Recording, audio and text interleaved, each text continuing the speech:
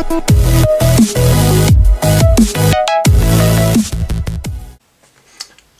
guys, welcome back. This is Not Lammers of Invoked 101, and today I'm doing a deck profile of Mio's Witchcrafters. This is our kind of version 1.0 of the deck. We recently picked up all the cards. If you follow us on Instagram or Amino, you'll know that we actually got this deck up to 40 the other day. I've also put together a little bit of an extra deck for it, and we're trying out some really cool stuff in here.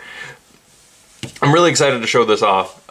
So anyways, before we start, of course, if you guys would like to support the channel, there is a link to our Patreon down in the description. Anything you donate to us there goes right back into the deck profiles. And then we also have a link to our Discord where the general chat is open, and there should be a link to our Instagram down in the description as well. Anyways, without further ado, I'm going to set the spells and traps off to the side, and we're going to talk about the monsters. So the first monster that she's running is 2 Witchcrafter Master Vere, or Veer, Vere, whatever. It's really hard to pronounce these guys' names. But so this is the main boss monster of the deck. She has and her effect is that during damage calculation, if your spellcaster monster battles an opponent's monster, quick effect, you can reveal any number of spells with different names from your hand, and if you do, the battling monster gains 1,000 attack and defense for each card revealed until the end of this turn. Then she has another quick effect, which is that you can discard a spell, negate the effects of all face-up monsters your opponent currently controls until the end of the turn, and then you can only use each effect of Madame Vere once per turn. So she's pretty great. Being able to like just mass negate your board and your opponent's board is pretty insane, along with buffing herself up by like 1,000 per. But usually, how I've been met when I play the deck, I usually set her in defense mode. So, well, that's just me. So anyways, alongside her, we have 1 copy of Witchcrafter Hane. And Hane, I believe, has a quick effect to discard a spell and pop a monster.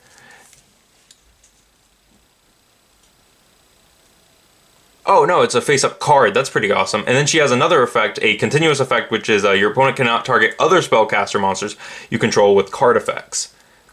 And then you can only use the popping effect of her once per turn. So that's pretty dope. Being able to quick effect pop anything is pretty insane.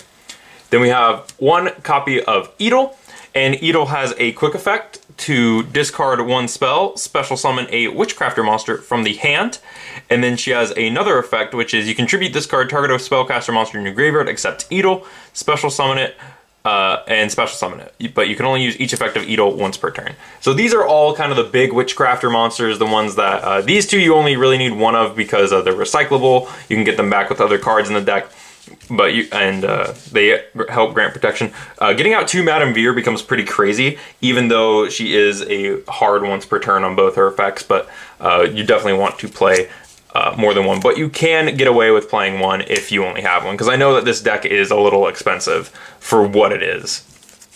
That's it for the big Witchcrafters. For the little guys, we have 3 Shemitah. And Shemitah, so all 3 little Witchcrafters have the effect of being able to discard a spell and tribute themselves to summon a Witchcrafter monster from the deck. So I'm not really going to go over that, but I am going to, and then they all have a effect of banishing themselves from the graveyard. So Shemitah's effect is being, you can banish her from the graveyard, and then you can send a Witchcrafter card from your deck to the grave, which is pretty great. She also has a 1800 body, which is pretty awesome. It's pretty big for a level 4, so there we go. That's Shemitah. Next up we have 2, this is Pitor. And, you know, Pitor has the other effect of being able to tribute itself and discard a spell, which is a quick effect. And then it has another effect, which is you can banish this card from your graveyard, draw a card, then send a Witchcrafter card from your hand to the graveyard. If you have none, banish your entire hand. So she's kind of like a Allure of Darkness, but for Witchcrafters. And then we have 3 Witchcrafter Pittery, or at least that's what I've taken to calling it, because all these things got weird names. And her banish effect is you can banish this card from the graveyard, target a Witchcrafter card in your graveyard, add it to your hand. So she's pretty okay.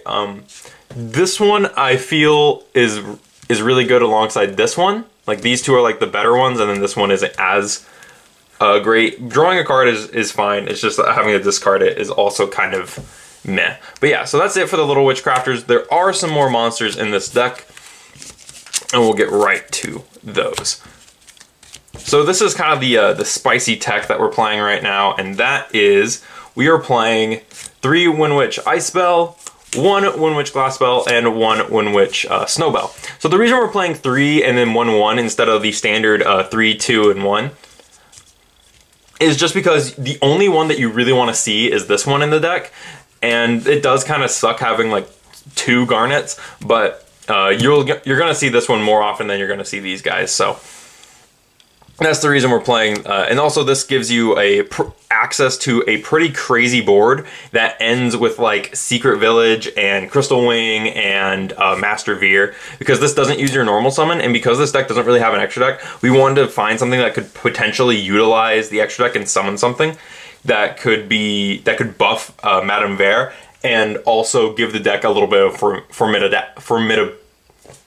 a little bit more aggro and aggressiveness. So we went with the Wind Witches because they can summon Crystal Wing. And Crystal Wing being another negate kind of helps with the whole lockdown strategy that we kind of have going throughout this deck. After that, that's it for the monsters. So we have the spells now. So for our first spell, we have triple Witchcrafter Creation. This is your Rhoda of the deck. This thing is insane. So it's actually not that crazy. So all the Witchcrafter spells have a shared effect, which is that if they're in your during your end phase, if they're in the graveyard and you didn't use the add to hand effect, you can add the card to your hand. So if you didn't activate a copy of it on field this turn and it's in your graveyard, you can pick it back up. But that's also like kind of the worst part about it, is that you can't you can only use each effect once per turn. But its other effect is that you can add 1 Witchcrafter monster from your deck to your hand. So it's pretty cool. All the Witchcrafter spells share the effect of picking them back up, but you can only use 1 effect per turn. So it's either you use their on-field effect or you use their pick back up effect. After that, we have triple Witchcrafter Draping. This is one, so this says target spells and traps your opponent controls up to the number of Witchcrafter monsters you control return those targeted cards to the hand. And so that's pretty great, being able to kind of like, giant True Nade your opponent, and then during the end phase, of course, you can pick it back up. But, you know, you can only use 1 effect per turn, so, which is the crappy part. Then we have 2 Witchcrafter Holiday. If we had a third one, we'd probably play a third one. We just haven't been able to get a third one. And so what this card is, it says target a Witchcrafter monster in your graveyard, special summon it. So it's just a monster reborn for the archetype. And then, you know, of course, you can also pick it back up if you didn't use it. After that, we have 2 Witchcrafter Collaboration. This is the card that lets a Witchcrafter attack twice. And then I think it says that like opponent's monsters can't activate stuff.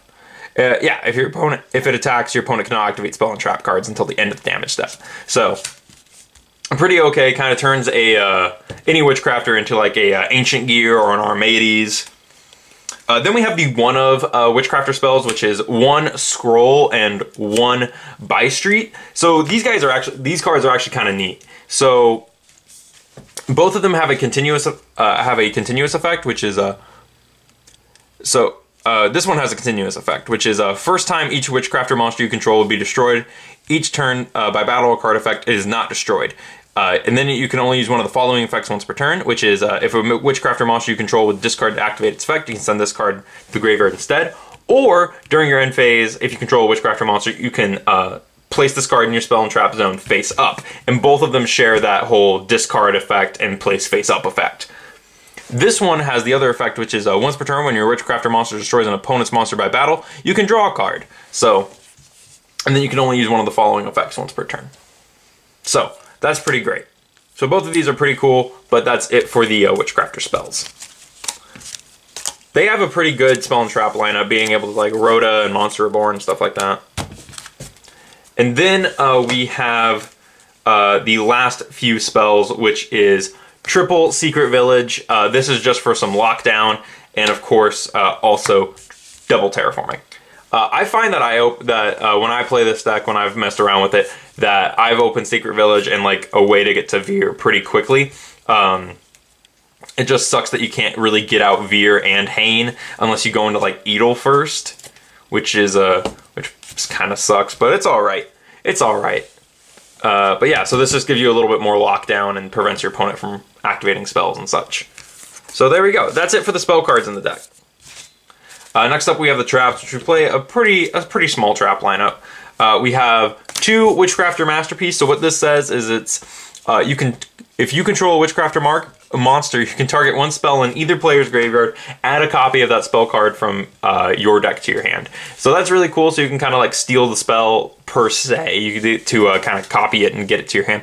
And then it has another effect, which is during either player's turn, it's at the turn this card was sent to the graveyard, you can banish this card. Any number of spells from your graveyard, special summon 1 Witchcrafter monster from your deck whose level equals the number of spells banished to activate this effect. You can only use this effect of Masterpiece once per turn. So the really unfortunate part about that whole banishing to summon a Witchcrafter is once those spells are gone, you can't really get them back, and this deck really does need its spells, so that second effect doesn't really synergize with the deck very well unless the monster you summon is going to win you the game. And then after that, we have 1 strike, 1 warning, which if we had more in our collection binder, which is where we keep a bunch of our staple cards, we'd probably be playing more strike just because it's a better card than this other one. But this other one is kind of funny, especially in the current format, because there's not a lot of stuff that has targeting protection. And 3 Magic Cylinder. Mio put this in because she thought it would be funny, and she hasn't had time to play the deck yet because our casual locals is every other week for a casual night. But against me, it's been pretty devastating.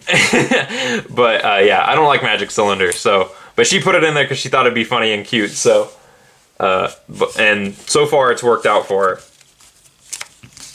All right, and that's it for the main deck. This deck is pretty straightforward in its playstyle from the main deck. If you're not playing the Wind Witches, it's basically just summon Ver, and then set up with a bunch of spells in your hand and wait.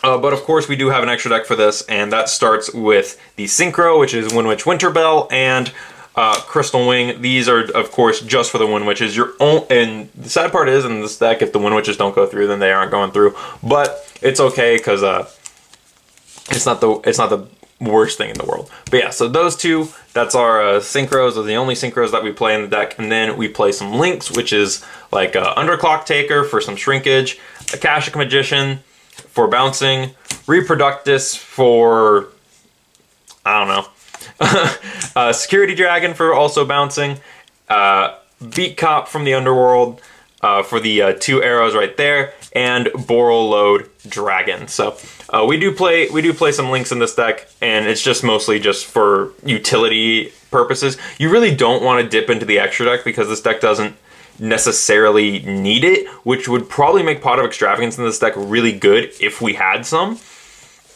But as you guys know, we do not have Pot of Extravagance. If we did, we'd probably play it in this deck. But that is it for Witchcrafter. This is a deck that I know Mio was really excited to play, and I know that she did get a little bit more upset about it when she ended up getting it in hand, but I know that she's also still really excited to experiment with this and try to make it as best as she can.